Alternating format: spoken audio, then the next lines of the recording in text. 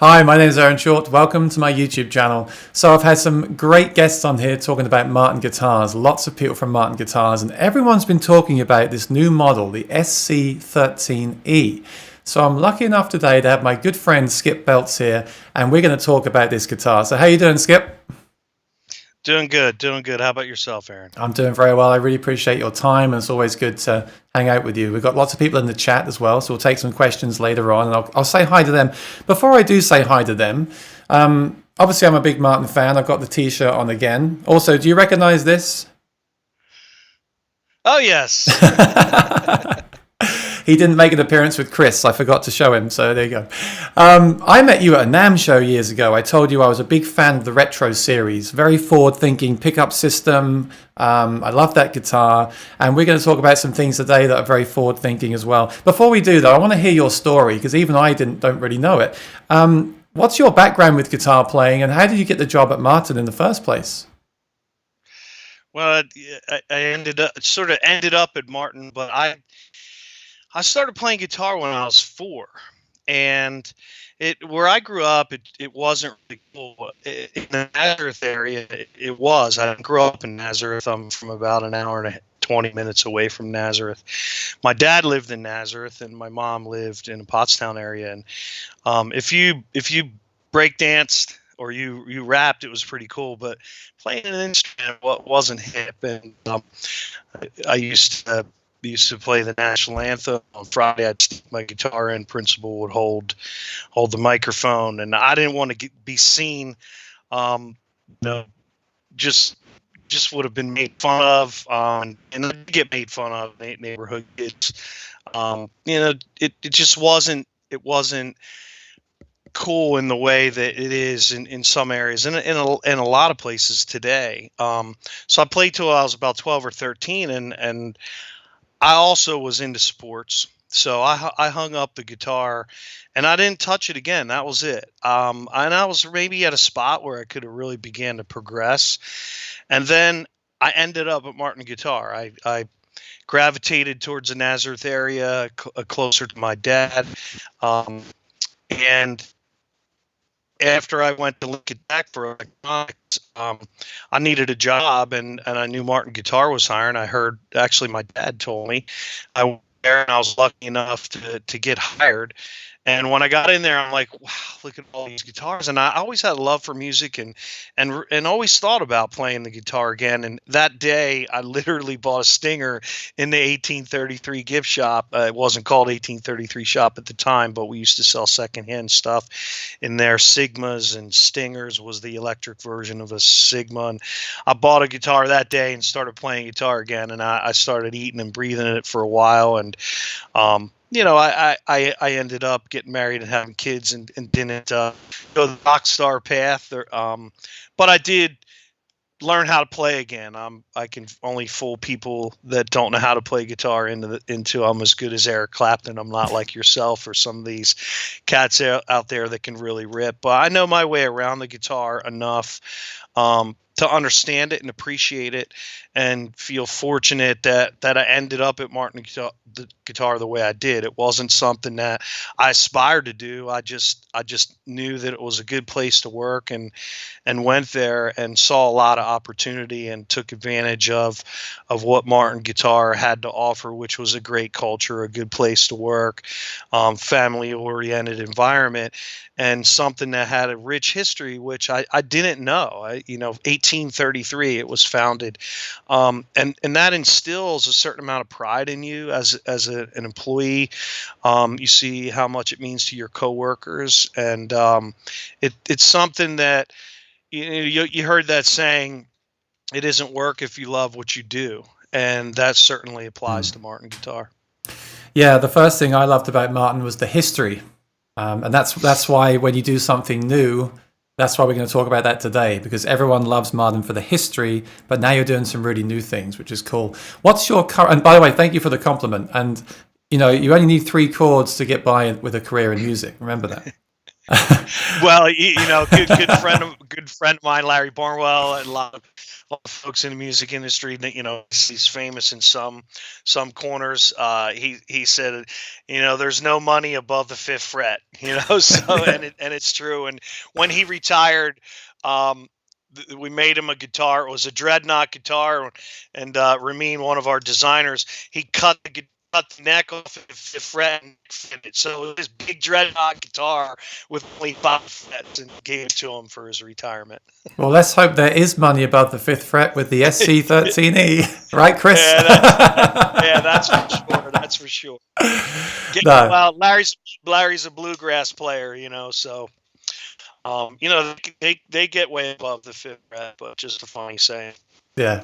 No, I have this one here. I have this. I love this guitar. This is the HD28 with the colorway. I know they're polarizing to traditional players, but even if you can just play that open E shape up the neck, it's a nice thing. So what's your actual role at the company then? What's your position? So I'm director of product management. So I'm involved with the product design group, managing the product line that we make in Nazareth and in Mexico. I was previously a plant manager for 10 years and I've done a number of things for the company, but my background's in manufacturing, and I got sort of my start or made a name for myself because I got into robotics to spray the guitars. When you're manually spraying around that environment, it's not good. So we got into robotics, and that was really a field where I excelled. And then eventually did some engineering work and converted the spray boost that we had to basically 95% of what we do converted over to robotics. And that's sort of what helped to launch my career at Martin Guitar. Actually, I should say, if you visit the factory, which is always incredible, and you do the tours, which are always incredible, you see that part where they have the machines picking up the guitars and things, right? It's really cool. Yeah, the robotic polishing. So we did the robotic spraying, and then we transitioned. The natural piece was to get robotic polishers, and that was a project that I initiated as well. Awesome. Okay, so let's just go to the chat and say hi. We've got David here. We've got Maury's Music. Hi, Maury. How you doing? We've got Patrick from Philadelphia. Becca Jones is here. Hi, Becca. Nice to see you. Chris Decker from Brooklyn. Little J1. Feel free to ask your questions as we go, and I'll certainly take questions at the end if I can't fit them in as we go. So, Martin guitar, known for very traditional instruments, amazing history. Everyone loves an HD28. Everyone loves a D18, don't they? Everyone loves that, right? Now, you have done some pretty forward-thinking things. I mean, you'll probably correct me and say you've always been forward-thinking as a company, even in the past. But like I said, things like the F1 Aura system, very ahead of its time. And you just had the Modern Deluxe, which I just reviewed for Maury's Music. You've got carbon fiber and bridge plate in there. You've got these things. Now, this guitar, the SC-13e, is a very. Would you say this is the biggest departure you've had lately, from a design standpoint? In the past 20 years, I would say, yes. Yes. I give tours still at Martin Guitar. I like meeting the public. I like meeting the people that appreciate what we do. So it's important to me to stay in touch with them. And one of the parts of the tour and things that I'll say is Martin has always been innovative. If you think about back in the Martin Guitar was making their guitars during the Civil War, and steam powered engines came on, and back in the day, they used some sort of steam powered engine to turn belts to use as sanders, and to turn a giant saw blade that they used to rip saw the wood with. They had a clamp carrier that was a pretty innovative design for the 1890s. So if you look through the archives, you'll see that all along there were some great minds that were forward thinking, and the SC-13 is just an evolution of that. Forward thinking. Chris Martin has a desire to try to find alternate materials to use, and we did the X series guitar. People in the industry were like, this is heresy. How could you make a guitar that's not of real solid wood? The X series guitar is a great sounding guitar. It's a Martin. If I was playing here underneath the island that I'm sitting at, it would, it sounds like a Martin. It's a composite high pressure laminate material, and we were able to get into a price point with that guitar, and that was pure innovation. And I would say that was the last big thing that was a wow factor.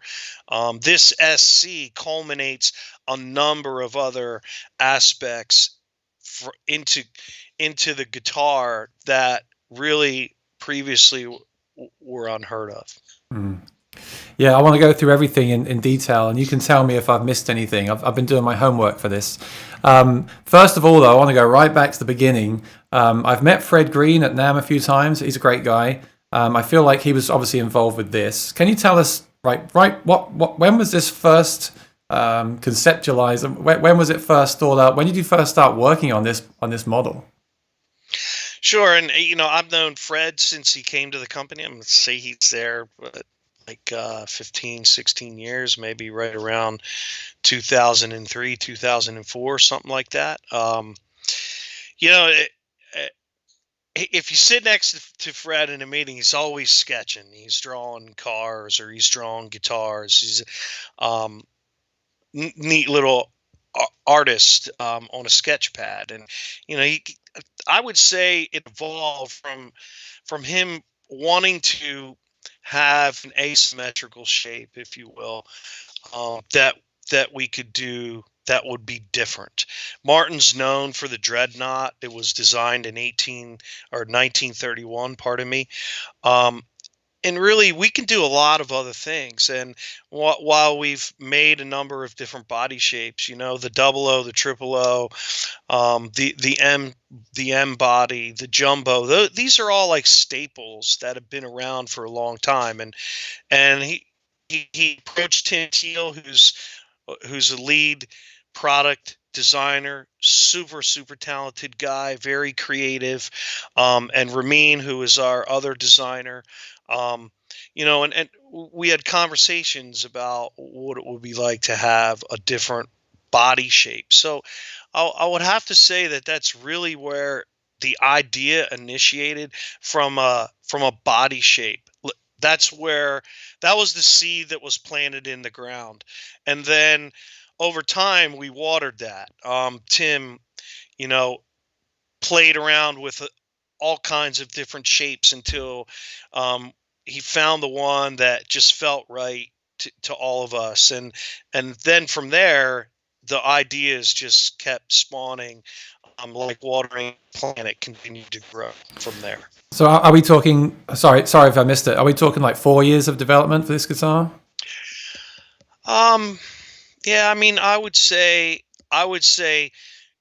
2 years strong once the body shape was locked down, but maybe another year and a half of all of those conceptual conversations that Fred would have with Tim and Ramin, myself, and Jeff Allen, who's now plant manager but was in the custom shop, and he's also a great guitar mind, and others that work at the company that are just guitar people that like to be involved in those conversations. It was collaborative in that sense, like a lot of the projects are, but they usually stem from something that's the impetus. And if I would have to say what was the impetus, I think everyone would agree that it really started out as a body shape. Let's try to do a new body shape, and then from there it just took off and evolved. Yeah, I'm going to show it on the screen for the viewers. So it's an S body shape. This is the first guitar you've made with this body shape, correct? Yes. Yeah, so it's S body shape. So before I go through all the specs of the guitar with you, who is this guitar? Who's your audience? Well, that's a question we asked ourselves, thousands of times through this process, right? But we know that the player is changing and evolving. Not everybody wants a dreadnought. There are all different sizes and shapes. People, you're tall, right? Can't tell that when you're sitting down on camera there, right? But you're a tall guy. Um, there's tall guys and girls. There's short guys and girls. Everybody's a different size, right? Not everybody likes a dreadnought. We wanted to appeal also to the younger crowd. We didn't necessarily want this to be your grandfather's Martin, and that's I started in 1992. So do the math, right? You know what year I'm coming up on. In June is when I started. So I've been around for a while, and we've heard that saying, this is your grandfather's Martin. This is your grandfather's Martin, and not that we have a lot of pride in what we've done, and we don't want to throw the baby out with the bathwater, but we know that we want something different for those folks that maybe have a dreadnought but aren't comfortable playing it on the couch. This guitar is comfortable on the couch, but where it really shines is on the stage.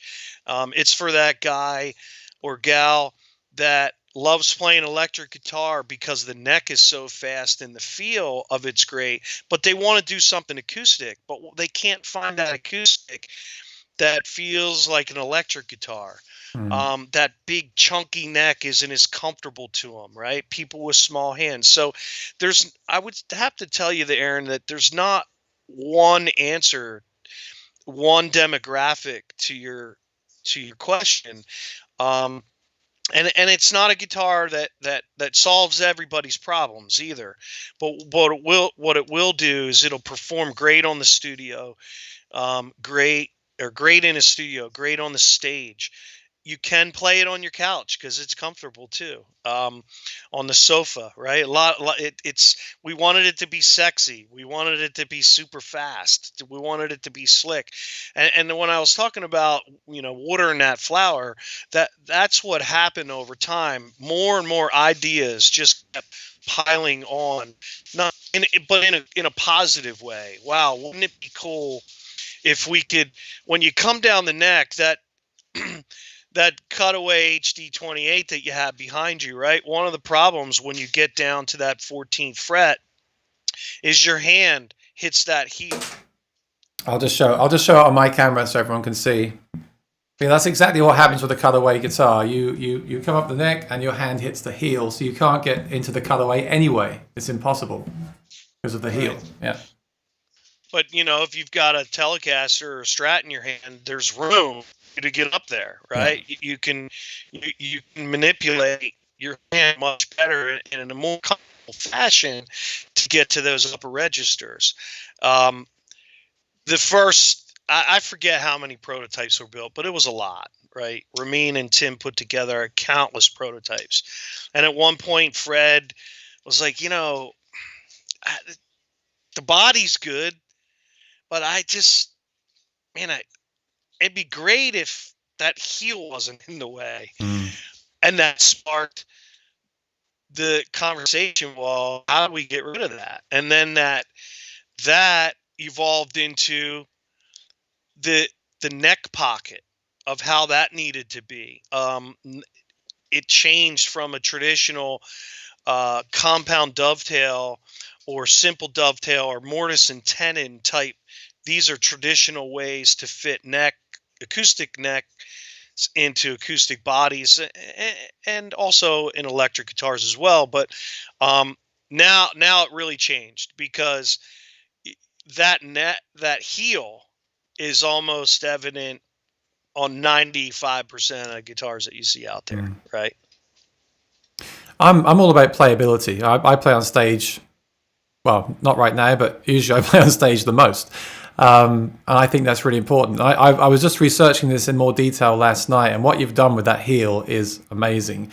But I want to just go back to I've got a list here of all the specs. So it's an S body.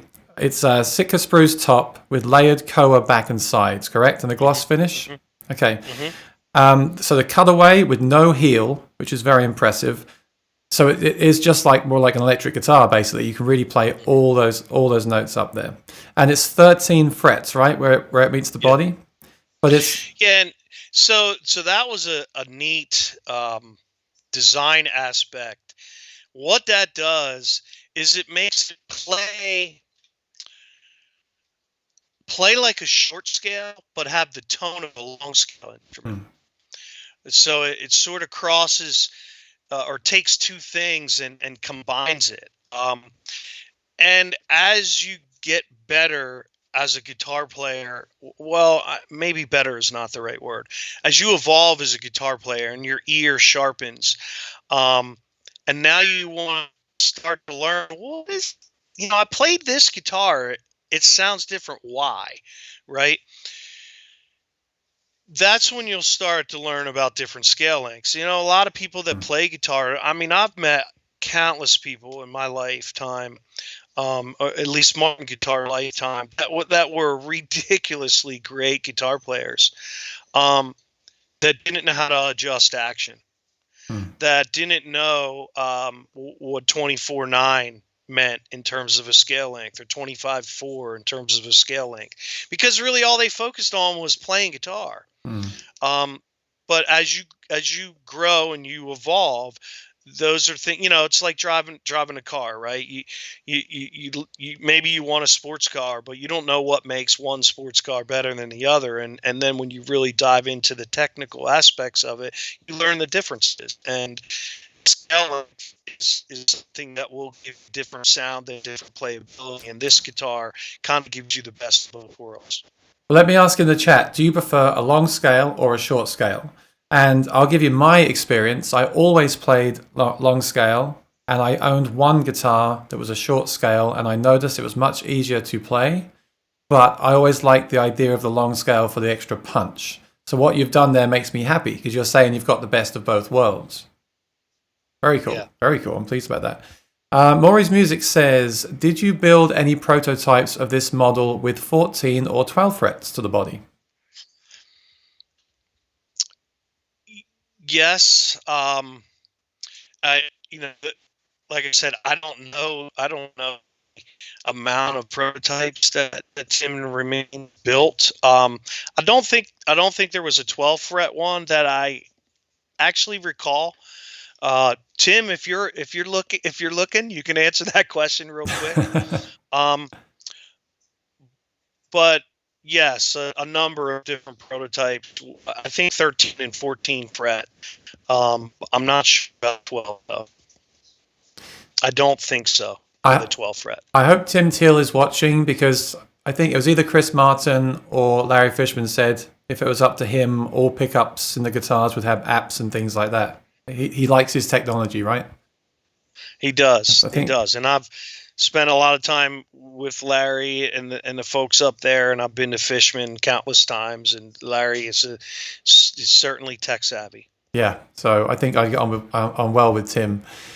Now let's just go back. I didn't say the name is the SC-13e. If I'm not wrong, it's the S body with a cutaway, 13 series. E means pickup.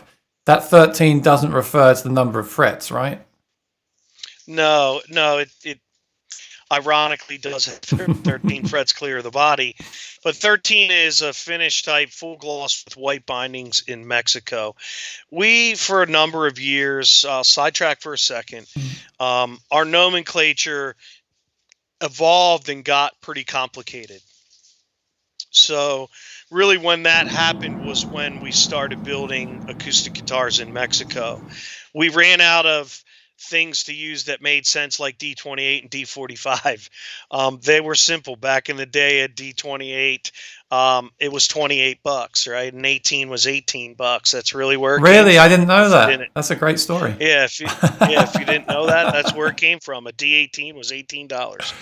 Wow. So we tried to go back and just really clean that up for the consumers to make it understandable. So you can look at it in this way: as the number goes up, the appointment level and typically the price goes up. So a 10 in Mexico is a satin finish guitar.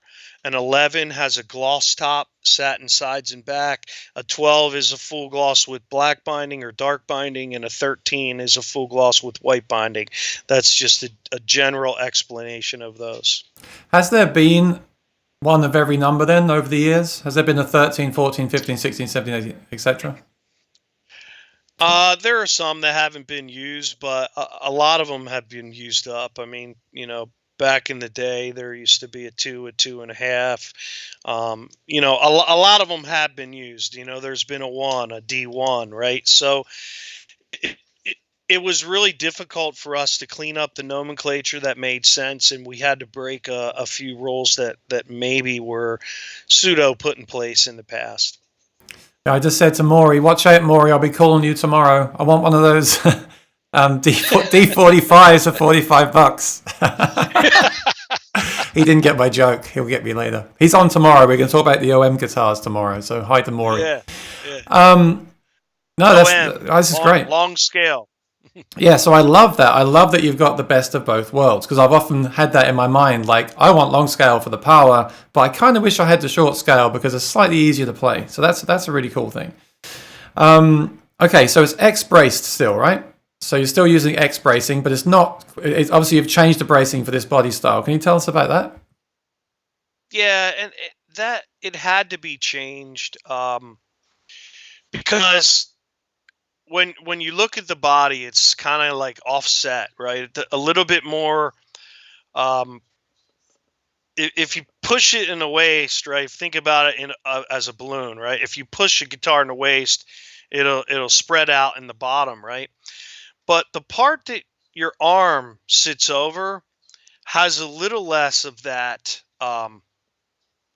That bubble, if you will, and that's moved to the lower bout, right? So it's a little offset. If you take most guitars, and you sit it next to most acoustic guitars, and you sit it on the floor, if you take the end pin out, or if it has electronics, you can't do this. But if there is no end pin, you can get it to stand there, right? Well, this guitar won't stand. It'll fall down. So be careful if you're out there and you do get one of these. Be careful when you lean it up against the wall. Take a look at that bottom, because it's not the same shape as you're used to seeing. So the bracing had to be oriented to be able to accomplish a good tone that supported a Martin sound, something that we could feel proud of. And just like the amount of prototypes that were built, Tim and Ramin had to adjust bracing patterns to try to find what would give the best sound. And I know you were talking about top bracing, but what they noticed in the process was since the back was also different, the back bracing needed to be braced differently to be able to affect the tonal quality that we were looking for. And it just so happens that the back brace has an X on it, and you can see it through the sound hole. The back needed to be stiffened up much more than just the traditional ladder bracing that Martins usually will have. Very cool, very cool. And then I had my friend Evan Gluck was on Friday. He does a lot of work on my guitars, and we were talking about when I take a guitar to him, I don't want to well, actually with Martins, I shave my own saddles because you can just buy the blanks from Maury. So I sometimes don't want to do that to change the action, and sometimes I want to adjust that again. Now let's talk about this, the neck joint, because you can use, I want to show the picture on the screen again, I'll bring it up, but you can actually change the neck angle and set up without taking the saddle out. Am I correct? You can take the whole neck off the guitar, but it's not a bolt-on neck. It's not a bolt-on neck. All those bolts do is apply pressure to hold the neck in place. They do not screw into the wood like this, right? They just press up against a plate to apply pressure. So I'm just going to make a disclaimer. Maybe this could change in the future, but right now, if you want to adjust the action, you're encouraged to take it to your warranty repair center to have them do that for you so that you don't void the warranty. We know that some people out there are tweakers to their guitars. They know what they're doing. But if you get an SC-13, please take it to your nearest warranty repair center to have the action adjusted so that you don't void your warranty. But I'll explain a little of how it works. As I mentioned earlier, the guitar seed kept getting watered, right? And it kept growing. And as it was growing and evolving, the ideas flourished. And our guitars travel all over the world, right? And when they do that, they get exposed to different temperatures and humidities. If you own a Martin guitar, we encourage you to pay attention to your care and feeding booklet and understand temperature and humidity and what that does to your guitar. But it's almost impossible if you're a traveling musician and to always have your guitar at 70 degrees and 45% humidity, right? So that top will change a little bit. And that happens, you can we're not calling them shims, right? But they're a spacer good neck elevation tool, right? So you can put in different thicknesses of that, and what that will do is that will change the angle of your neck and allow you to affect the action all in one shot, right? Yeah. So I can't say to you, Aaron, that you can do that and you won't have to change the saddle at all. It all depends on the condition and what is happening with that top. So it takes a good eye and experience to know what needs to be changed, but can be done very quickly. I mean, I could, if I'm just cutting the strings off, I could cut the strings off and have the neck out of that guitar in less than 2 minutes. I think, did I show you that at the show? I think I might have. No, I didn't. I have to admit, I didn't spend much time. It was so crazy at the show. I did have a quick play on one. You can't really hear it in the show, of course. I heard Craig Thatcher playing it. That was cool. But I'm actually really, from doing my homework for this, I've actually learned a lot about the guitar I didn't realize at the show. So this has been really good for me. Very, very interesting. So you've got a lot more flexibility now with the setup though, right? Even if you do have to change the saddle, there's a lot more, like you're not going to need a neck reset because you can change that yourself. So the neck comes away That's correct. completely. Yeah, so that's cool. You've got more control over everything. This leads to some questions in my mind then. So as the neck can be removed completely, does this now make it a potential travel guitar? Can I take the neck off and fly with it? It's interesting. That's the immediate question that everybody answered, and really, this isn't a travel guitar.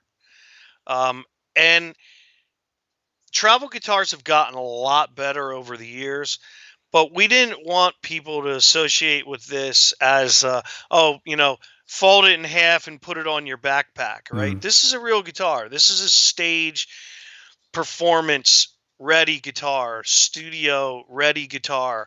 Um, it's the real deal. Not that some travel guitars that are out there um, aren't pretty awesome in their own right. We didn't want to associate it with travel, Okay. right?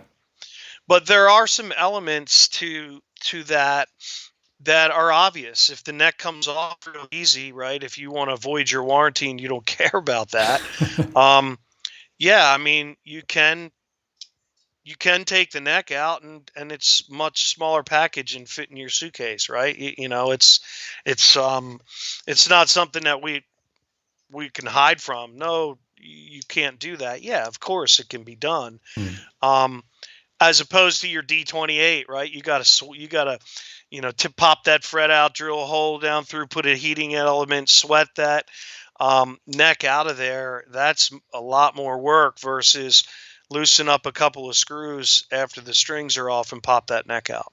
I mean, it makes sense to me that the neck is removable, and that's a modern feature that's very practical. And everyone talks about, do I buy a used Martin? Will it need a neck reset? I see that question come up all the time. So this is something you can do yourself. Now, I'm sure you want the guitar to be seen as a guitar and not as a gimmick or a travel guitar or something. I get that, and I'm glad you've done this because I have to say, in my experience, again, not all, but sometimes stage guitars cannot be that great as guitars. So I think what you're trying to do here is get great sound and great playability for stage, and I think that's a good thing. I'm just exploring the possibilities that may arise in the future. It's an interesting concept that you could potentially have. I mean, you could put a different, like my Strat, I could put a different neck on the guitar, potentially, right? That's true. Mm. Yes. So, potentially that could be something we can explore with this guitar. Mm. You can experienced guitar players know this, right? If you put lights or custom lights on your guitar and you play it, it might play a little bit easier, right? When it doesn't sound quite as loud, the tone changes, right? Mm. So you put mediums on and it it um it it already has more volume, right? It doesn't play quite as slinky, right?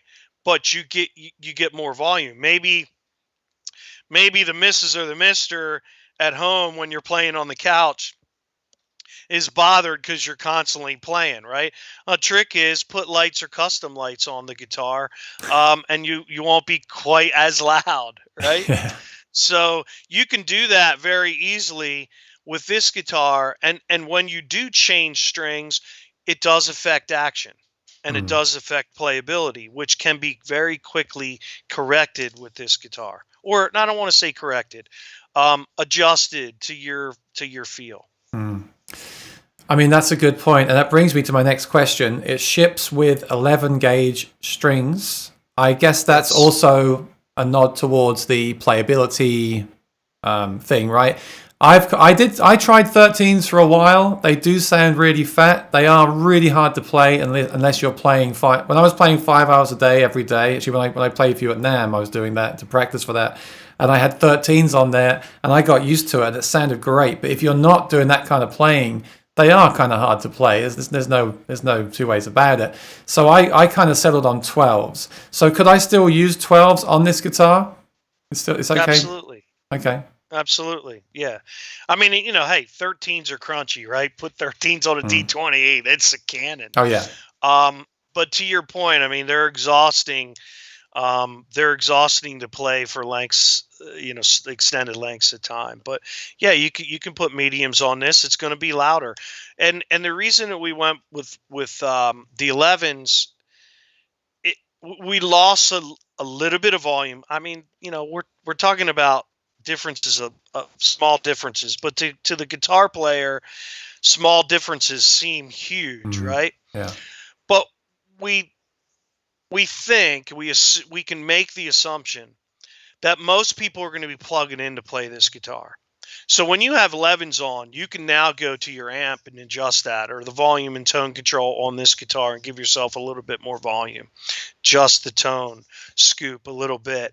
Those are all things that are easily workarounds when you have 11s on, right? So if you're only going to be playing it on the sofa, and we don't think most people are going to buy it for that reason, we're hoping that most people buy it to plug in, to play on the stage or the studio. And a lot of people that are doing online stuff prefer to plug into an amp so they can still get clean sound and make sure that their feed is good, and you know it's a better experience, and we think most people are going to buy it for that reason. But those that don't want it to be loud, you can put mediums on it.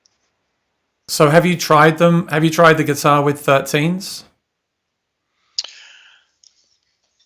I did not personally. I'm sure that Tim and Ramin did, but we don't use 13s on anything that we build in production.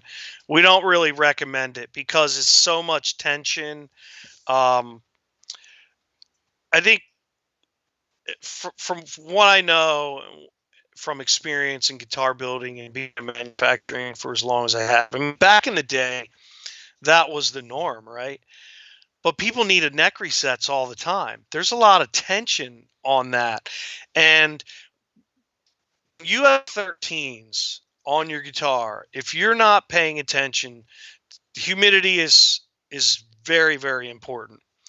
Temperature as well, but you can go up and down in temperature without as much effect as you can quickly get if humidity changes rapidly. So when that happens, your guitar goes like this. If this is the neck joint where my two fingers meet, your guitar from the tension goes like that, and it becomes hollow and impossible to play. Mm. So that's why it wasn't even a thought process. But I'm sure that Tim and Ramin probably put some heavy gauge strings on just to see. We always try to take it as far as we can. I was just curious. I see a lot on the groups and the forums, people saying, is it safe to use 13s? Will I need a neck reset? Things like this. I personally, actually, I believe that for me, 13s are almost too much. Like the Martin Dreadnought is so big and resonant and boomy.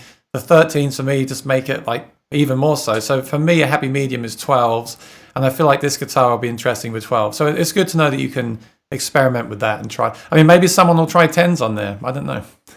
Depends Yeah, how and you on play. our guitars, I mean, we stamp them with use light or medium gauge strings only, right? Mm. And we say that because we feel confident that the guitar is built in a way to handle that, and we can't be certain where these guitars are going in the world always, and whether or Mm. not people are gonna we want them to pay attention to the care and feeding, but we don't recommend putting 13s on for the reasons I explained. Yeah, yeah, I agree. Now, is it a special new set of strings? Is it just a standard No, set? No, standard set of 11s. yeah, yeah. You haven't got like a thicker bass string or anything. Okay, that's cool. Um, all right, let's talk about my favorite topic then, the pickup. You've got the MXT in there, which has the tuner, which is really cool. The little tuner's inside the sound hole. When you turn the tuner on, it mutes the output, so very good for stage. I really like that design. Well, actually, I'll tell you what I've seen. I've seen people say, why hasn't it got a more advanced pickup system? And my answer has been, well, it's a 13 series. So you wouldn't have like a VT Aura Enhance or something, or blend in that model. Am I correct with that? You pay attention very precisely. Well, So great. That's a great answer because, if you go and you put a more expensive pickup in this guitar, we wanted it to be at a certain price point. right. And the MXT was launched with the upgrade to our Road series. And it just made sense to use that pickup because it sounds really great. We like the tuner feature, and it really didn't need anything more at that price point. Could we put a different pickup in it? Yeah. Is it something that we look at? Of course, we're always researching, trying to develop new ways to improve all of the products that we do. I guess, yeah, it's a 13 series. So I guess my question is there going to be a 28 series then?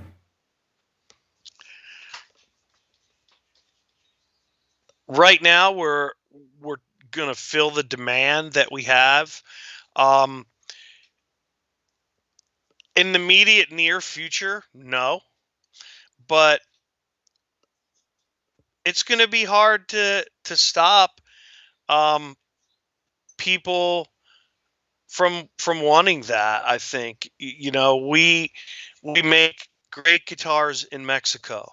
I've been there. The manufacturing process is the same. We're really, really good at what we do there, and we're really good at what we do in Nazareth. And the difference is the level of appointments, the wood choices that we use, and that's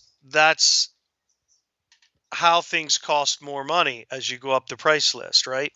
So me personally, right, I might get an SC-13, but I also might aspire to want one with rosewood and Adirondack spruce top, right? Those are obvious things that we expect and hope to hear from our consumers.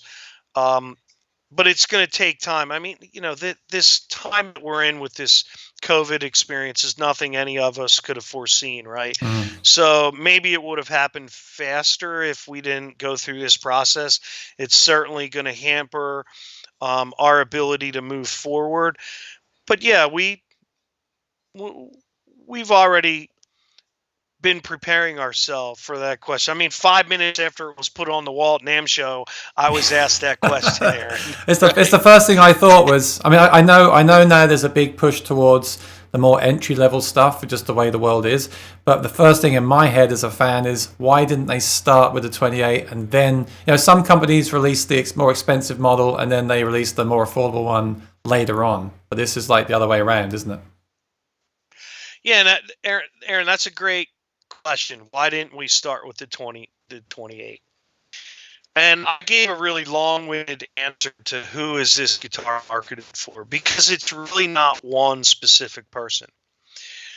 But the folks that we didn't want to leave out in the answer to that question was new players. Makes sense. Young, up-and-coming players, right? And when you're 45, when you're 55, you're at a different income earning position in your life than you are when you're 25 for most people. Okay. Or when you're 15, when you're 18, I try to do a couple of festivals a year, music festivals. I have met some of the greatest, not only greatest people, personality wise, but great guitar players. I'll turn around and I'm hearing somebody ripping, and I turn around and the person's 13 years old, right? Yeah. I'm like, oh my God, look at this, right? And it's inspiring. Yeah, we don't want to leave those folks out. So if we came in with a D28, we leave out all of those people that maybe can't afford that. So we wanted it to be in between where you could aspire to get there, and it's not too far of a reach, and also be attractive enough for the person that really would rather have it in a 28, still sees it as cool enough, as hip enough, sounds good enough, and looks good enough for them to want to buy it too. That's a great answer. It makes a lot of sense because you're targeting a younger generation who do play more kind of that style. I know we're generalizing here, but that makes sense to start with that model and then introduce a 28 for people like me later on. I'm sure. Yeah, I get it. I get it. You know how I am. I want a 28 version of that with the. I just reviewed the Aura Blend, the new Aura HD. Sounds great. I want that in one of those in the 28 series. But that's just how many people think like I do, right? I get it. Joan may not be so happy with your exquisite taste in guitars, but we are. So thank you. I'm going to be at a factory knocking on your door. You got to be telling you to build me one. No, look, I mean they do look great. They look really well made. Everything. They don't look like a more affordable guitar, but it's just a lot of people, the Martin fans like me, obviously asking that question. I get it. Maury says an SC-42. Yeah, see, I'm not allowed that one. Maybe on my 42nd birthday I can get one of those. We'll see. And then how about one with Brazilian rosewood, right? Oh man. So one question I've got really bugging me: the inlay, the Celestial Bullseye. What's the thought behind that? Was there like a design decision behind that? Wanted it to be different and maybe draw in some more of a modern feel, right? Martin guitars have, black, white, black inlay, herringbone inlay, a lot of traditional styles, which look really great on guitars. There's a reason that it's been used for a long time because it looks good. Pearl inlay is traditional, but also quite attractive.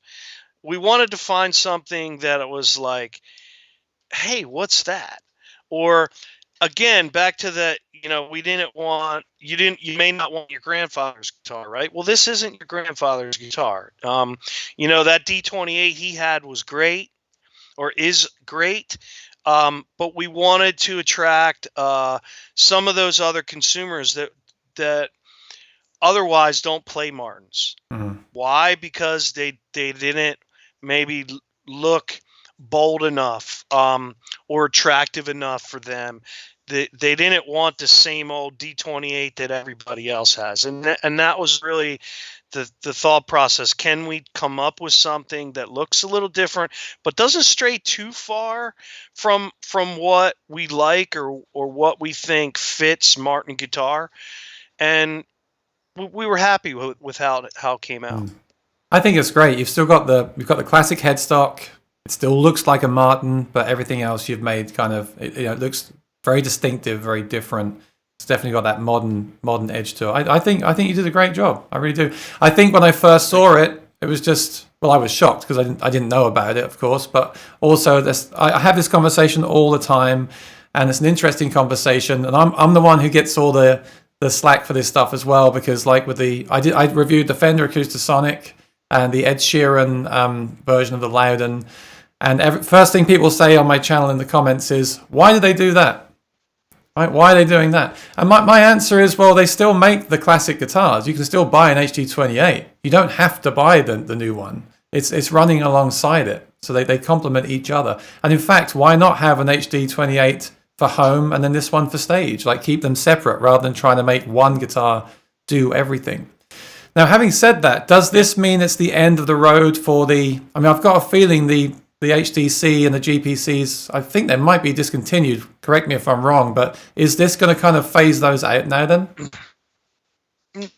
No, the reason why some of those went away has really nothing to do with this guitar.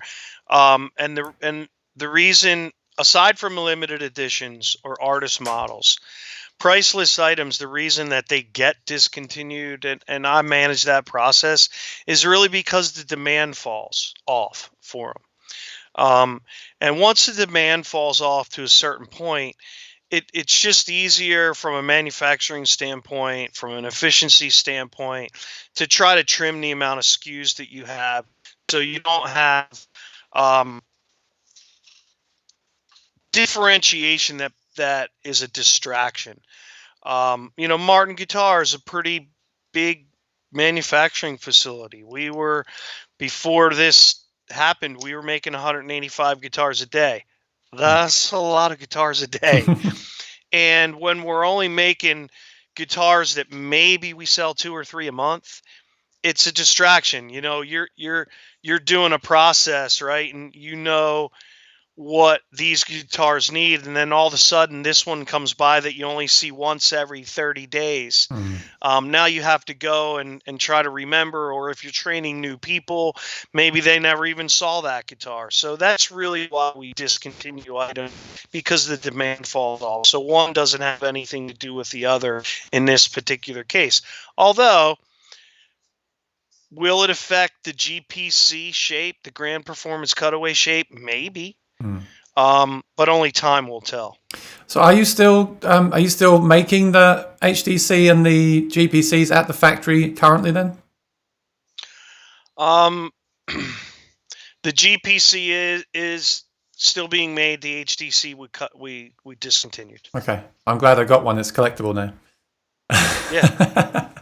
Well, stay tuned, because eventually demand comes back for them, and we may or may not bring it back based on demand. Yeah, the Modern Deluxe is interesting. I was actually expecting you to do something with the Modern Deluxe, like put a cutaway on that and have the pickup in that, but you seem to have kept that kind of separate. How is the Modern Deluxe doing for you? It's doing really well, and really, there was so much demand for those guitars when it first came out, that we had to fill it. We as guitar designers and product managers, we have a lot of other ideas when we launch something, right? But we can't fill them all in right away in the beginning. We have to be able to build them and satisfy that initial demand that's out there, and that's really what we were doing over the last year. And once we were getting to the point where we were caught up, we were excited about what we had ready for Nashville. Unfortunately, we're not having Nashville this year. So stay tuned, because we have ideas for more Modern Deluxe models.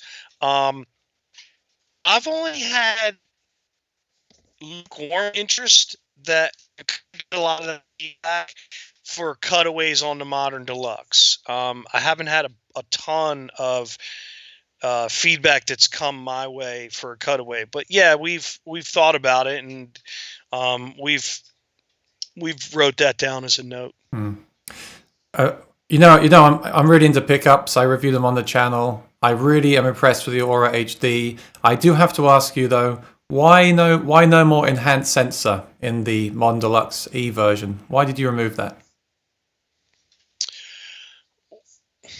Well, believe it or not, the enhanced version has gotten mixed reviews.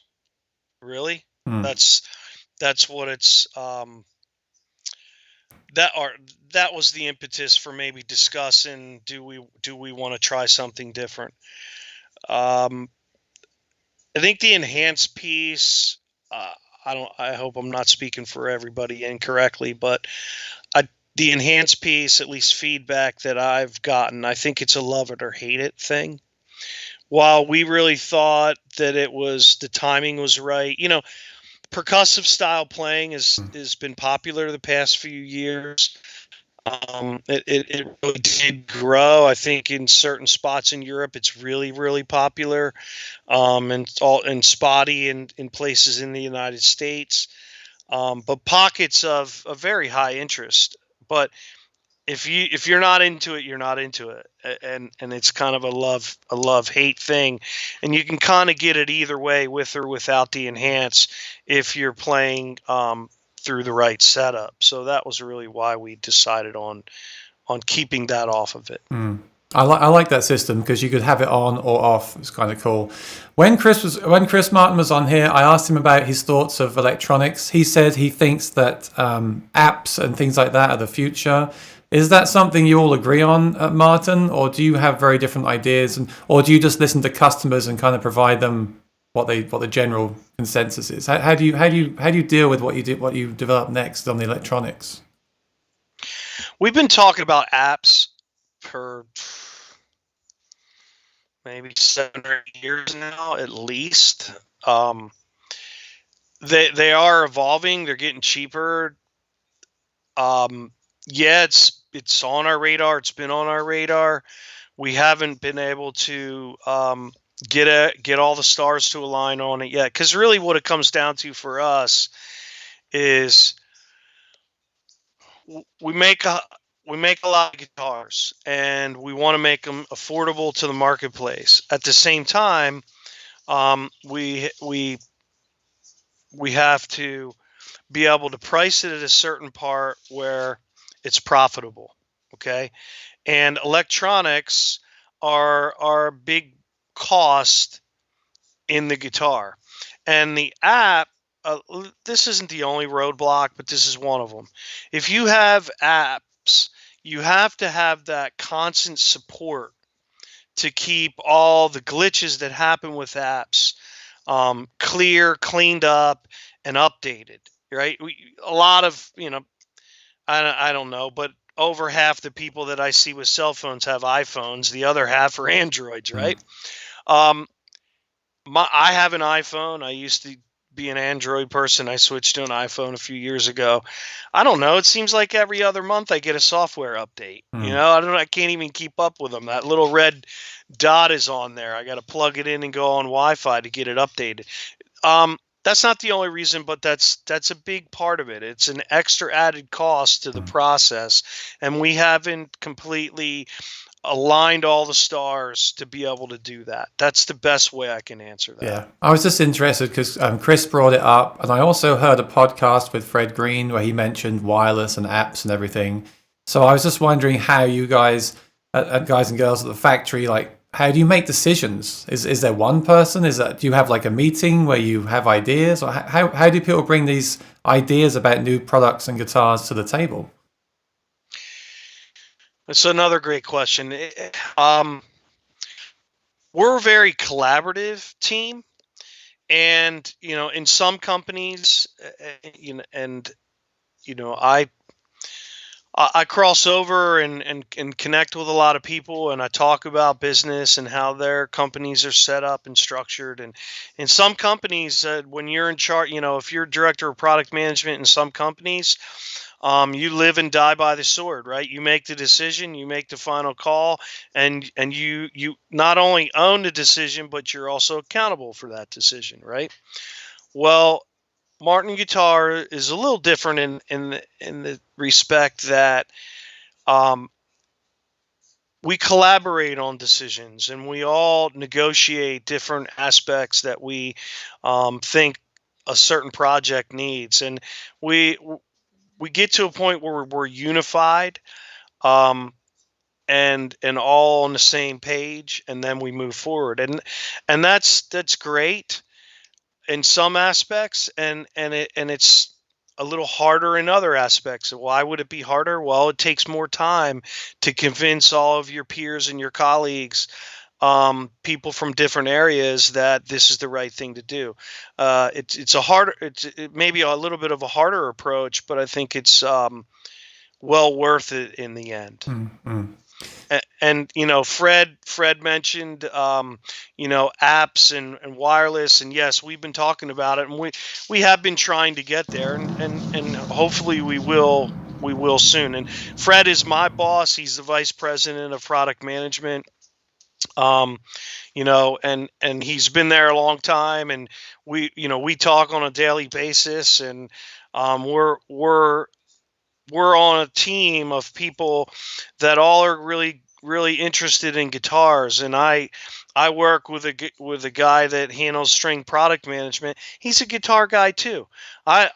We happen to share a really big space right now, and it's great for me because I can look over and be like, "Hey, Mike, what do you think about this?" And we can talk for 20 minutes on something. So maybe there's positives to being in an environment where you don't have to ask anybody and you make a decision and you live and die with it. That's not an environment that I live and work in. And you learn how to adapt and adjust to that. And again, I think sometimes it can take you a little bit longer to get things done, but in the end, it's more right. Yeah, just hearing the story about the SC guitar, obviously very collaborative, right? So that makes a lot of sense that you work like that. That's good. Okay, let me come to the questions that we had. I did promise people I would ask the questions before we wrap up. So Marcus says, any idea when you're going to reopen? Jeez, Marcus, if you know something that I don't, Yeah. can you let me know? Yeah. Look, the state of Pennsylvania, I'm not sure where you're at, Marcus, and thank you for the question. Right now, our government is June 4th, but it's following a grid, and you have to have less than 50 people per 100,000 in your county. We were at 106 this week, I believe. So we're hoping that we go into yellow and potentially green shortly after June 4th. But right now, based on the latest numbers, it doesn't look likely that it's going to be June 4th. But we're hopeful to be back sometime in June. Yeah, because you're like, we're in New York City, and you're basically under the same thing as us, right? So, yeah, who knows? Patrick says, I love the Authentic series. Actually, I picked up an Authentic at NAMM. It was incredible, really amazing. I remember that sounded amazing. My 0030A is the favorite of 7 Mardens. There you go. The Dagoni. Wow. Dagoni was cool, but expensive. 2 times my 1850s 124. I'm getting confused. But any chance of an Authentic size 2 at less for less dollars, or is that it for Parlor Authentics? So, Patrick, thank you for your interest in Martin guitars, and you like some rare goodies, right? The 30 Authentic that we did was really awesome, and the reason we discontinued it is the demand fell off. I think that's a guitar, along with the Madame Dagoni. That one took so much tooling and just was really expensive for us to do. The comment you were having trouble with is a 124. Aaron, seems like he likes those older style instruments. Patrick, we do look at those. We have them in our museum. If you haven't been to the factory, come by, stop at the front desk, ask for Skip, tell them that you were listening to the interview with Aaron, and I'd be happy to pull some out of the museum for you to play. But those are tricky for us because they take a lot of work. We have to make new fixtures, and the demand isn't real high. But that doesn't mean we won't do more of them. They're just not first on the list. Okay, and Maury said he liked the Enhance pickup as well. I just thought that was cool because, again, you could turn it on, you could turn it off. It was just a nice thing to have in there, I think. We haven't gotten rid of it. Okay. We haven't gotten rid of it. You can still get it on the Matrix VT Enhance. You can still get it on the Auras that we have in the lineup. We just didn't put it on the new Aura HD. And I kind of didn't blame you because it's such a beautiful, guitar. I personally wouldn't do percussion on that guitar anyway because the Modern Deluxe is such a, I just wouldn't want to bang on it. So I was like, okay, I kind of get it. Spoon Phillips says, actually, when a Style 18 guitar was $18, there was no such thing as a Dreadnought. The Style equals price is from the 1930s. Thank you, Spoon. I'm learning a lot today. And Evan Gluck says, why is Danny Brown so awesome? Why? Well, because he is awesome, and certainly awesome for me too, because when I first started, Danny Brown was like the trainer, one of the first trainers I had for me. I started in the customer repair department, and I was having a hard time getting the knack of things, and Danny Brown took me under his wing and said, listen, you need to shape up here a little bit. Let me show you the ropes. So that's one reason he's awesome. And he's just a super guy and extremely knowledgeable about everything Martin. He's in a custom shop. He works up custom quotes for folks. He builds his own guitars. He's pretty much done everything when it comes to being able to build Martin guitars. So there's a lot of things that make him awesome. And he's a super nice guy to boot. I want to give a shout out to Lloyd Baggs as well, because he was also on here, and I know you've still got the Anthem system in guitars as well, right? Yep. Yeah. Yep. And they're quite popular, and we're we've been doing pretty well with them, and we wanted to give folks choices. We don't make our own pickups, and the majority of what we do is Fishman, but we got a lot of requests, and that's why we offer them with LR bags as well. And that came from dealers, just direct feedback, like our customers want that. Yeah. Dealers, consumers. Yep. Yeah. And Patrick says, I visited the factory 5 times with my son and will be back soon, hopefully.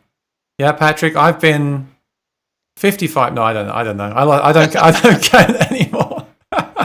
Thanks, Patrick. Give me a shout out when you come. I'd like to come out and meet you. You know, it's an awesome place. It's friendly. It's unlike, and I'm not just saying this because you're my friend. It's unlike anywhere else because it's friendly.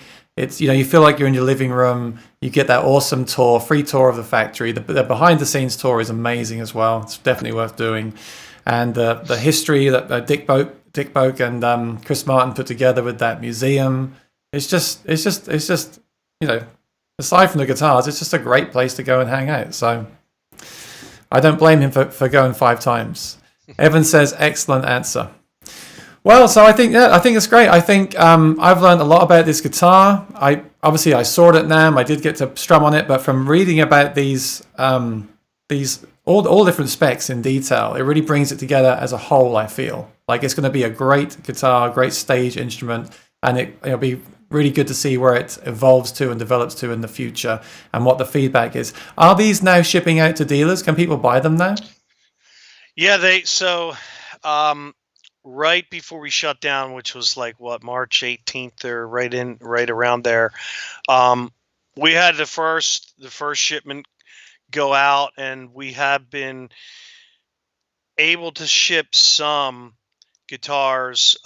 We got dispensation for some people because we receive parts and wood from all over the world, and if we didn't have people in receiving it, then we would stop up containers and things like that. So we are doing some light shipping, and yes, they are sporadically going out. They would have been shipping at a much higher pace had we not ran into this pandemic. Yeah, of course. Yeah, I've heard that they are shipping out to some dealers now, so go and check them out at your local dealer. Speaking about your local dealer, me and Maury are going to do a series on Martin guitars starting tomorrow. Tomorrow we're going to focus on the OM guitar and talk about all the different models over history, ones that he stocks, ones that he plays. So please join us for that. Please subscribe to my channel if you haven't already and ring the notification bell.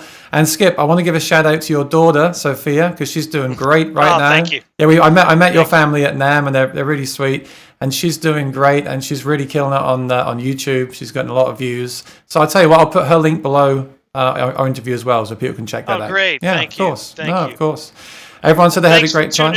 Yeah. Thanks for tuning in, Mari, and Patrick and Marcus and everyone else that tuned in. I appreciate you taking the time to listen in. Yeah, thank you, everyone that joined us. We really appreciate that. Thank you, Skip, for your time. Really appreciate that. Best of luck with this guitar. I think it'll do really well.